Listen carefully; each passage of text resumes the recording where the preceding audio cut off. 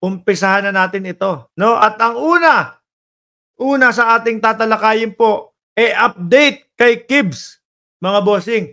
Update kay Kibuloy, mga kababayan. Ano po ba nangyari kay Kibuloy? Ayun, nasa oblo pa din po. Hanggang ngayon, hindi pa din po nakakalabas. At hindi makakalabas hanggat hindi po tapos ang hearing niyan, mga kababayan, mga bossing, Chief Amo, Sir. O eto, pakinggan ho natin. Mukhang balak ng ilipat po, mga bossing, no? Sa City Jail, sa BJMP. Tama ba ako? City Jail din ba yun? Hindi pa ho kasi ako nakukulong eh.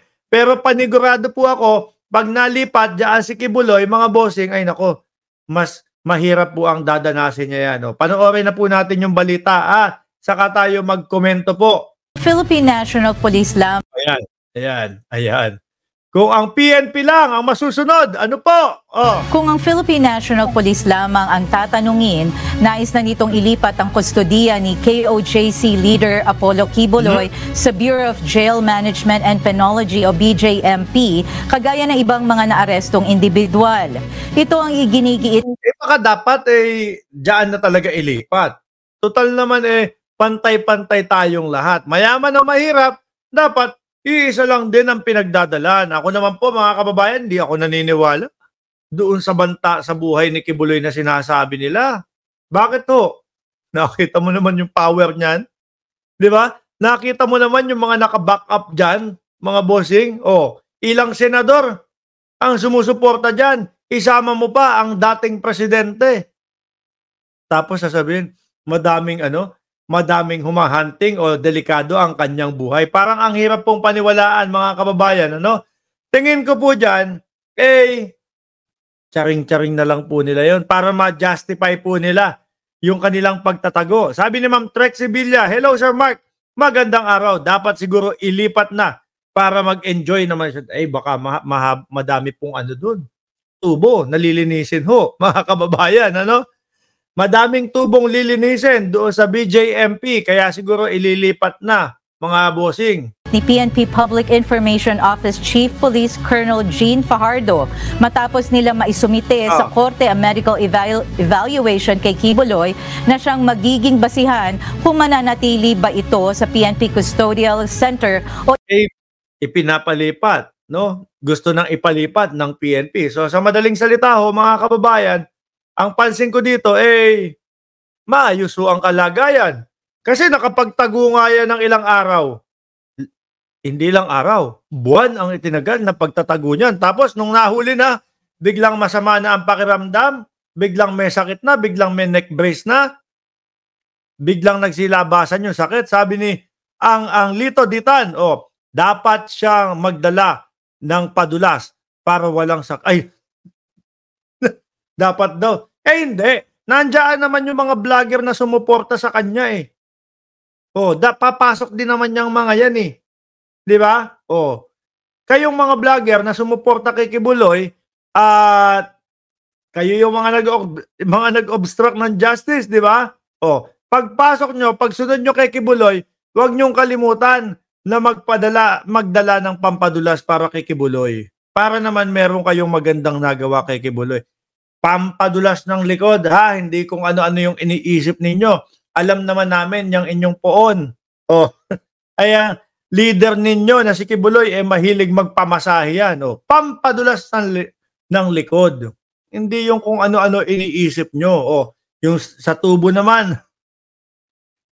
Yung sa tubo, kung ano-ano na naman iisipin nyo, madudumi ang tubo dyan sa loob ng kulungan. Natural, kung simpleng tao lang din, ituturing si Kibuloy at walang pinagkaiba sa ibang preso, maglilinis din ho ng tubo yan, mga kababayan, di ba? Lalo na yung mga kinakalawang yung mga tubo dyan sa loob, Matagal nang hindi nadadaluyan ng siguro yung iba dyan, ng tubig, Bakit? Minsan siguro walang tubig, Di ba? Kaya kinakalawang. Kung ano-ano iniisip nyo, ilipat na yan si Kibuloy. Dali na doon sa BJMP. Ililipat na sa Pasig City Jail. Sa October 17, nakatakda ang pre-trial ng religious group leader sa kasong qualified human trafficking at doon din Ayan na po si Darth Vader, bumaba. Bumaba na po ng bus. Kung ano-ano no? Pinaglalalagay para matakpan yung kanyang mukha. Ay nako, Kibuloy. Tanda mo na, yan pa yung sinapit mo. Sabi ni Ma'am Trex Sevilla, baka nga marami ng baradong tubo na hindi naglilinis. Oh. Di ba? Posible ho, mga kababayan. Oh, eto pa. Ano pa pwedeng padala natin? Oh, kailangan matutong magdampot ng sabon si Kibuloy. Aha, ayan ho. Eh bakit? Eh kasi, di ba si Kibuloy naman, mayaman yan eh. Ang sabon niyan malamang, yung pinipindot na gano'n, yung mga nasa lalagyanan na madami, pindot-pindot, walang gano'n doon. Baka bareta, yung safeguard, Siyempre, hindi sanay si Kibuloy humawak ng mga ganong bareta. Pag hawak niya, madudulas sa kamay niya. Dadamputin ngayon ni Kibuloy yun. Kailangan yung mga ganyang mga bagay natututunan na ni Kibuloy. No, hindi siya sanay sa mga ganyan eh. Body wash, sabi ni Ma'am Chris Rose.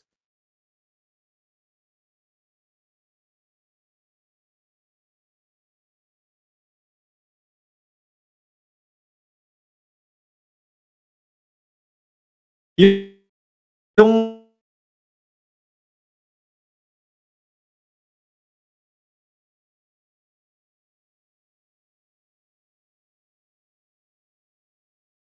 Nasaan na kayo? O yan, nagbalik na. Nawala yung internet, sorry ha. Biglang nawala eh. O di ba? Mga kababayan, tuloy natin to. Inaasahang ibababa ang desisyon ukol sa magiging kustodiya nito. Nilinaw naman ng PNP na handa silang sumunod sa kung ano man ang iutos ng korte. Paano pag inutos ng korte? Wala na. Ilipat na yan talaga. Susundin lang po ng PNP yun.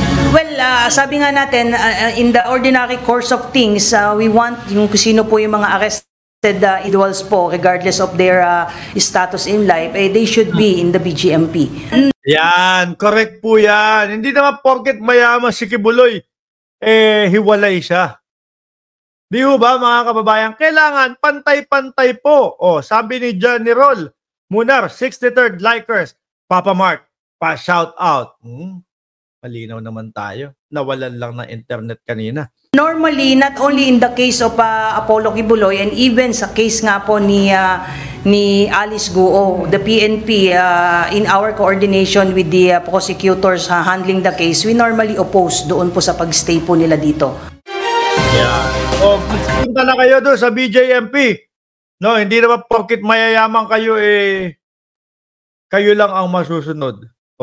Hindi porket mayaman kayo, nakahiwalay kayo doon sa mga tunay na nangyayari sa kagaya ng mga presong kagaya ninyo. Di ba mga kababayan?